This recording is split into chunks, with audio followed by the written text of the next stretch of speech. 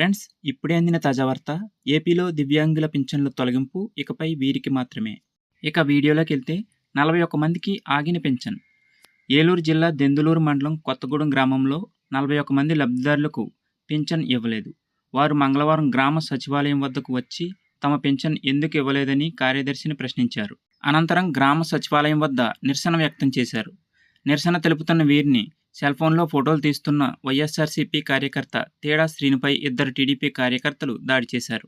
దీంతో మనస్తాపం చెందిన తేడా శ్రీను వెంటనే అక్కడి నుంచి వెళ్లి పెట్రోల్ తీసుకొచ్చాడు. టీడీపీ కార్యకర్తలు తనపై దాడి చేసిన చోటే పెట్రోల్ పోసుకుని ఆత్మహత్యకు యత్నించాడు. స్థానికులు వెంటనే అతన్ని అడ్డుకున్నారు.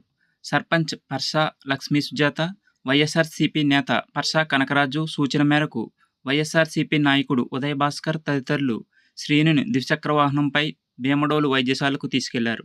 వైద్యులు శ్రీనుకు ప్రాథమిక వైద్య సేవలు అందించారు. 41 మందికి పెన్షన్లు ఎందుకు నిలిపేశారని పర్సా కనకరాజు, కోటిపల్లి సత్యరాజు, ఉదయ్ భాస్కర్, వర్రే సత్యబాబు, రాజు ప్రశ్నించారు. వెంటనే గ్రామానికి చెందిన 41 మంది పెన్షనర్లకు నగదు అందజేయాలని డిమాండ్ చేశారు.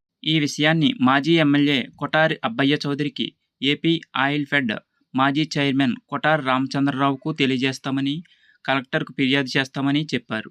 ఈ విషయమై దెందులూరు ఎంపీడీఓ వి శ్రీలతను వివరణ కోరగా ఫిర్యాదులు రావడంతో పెన్షన్లు నిలిపేసినట్లు చెప్పారు.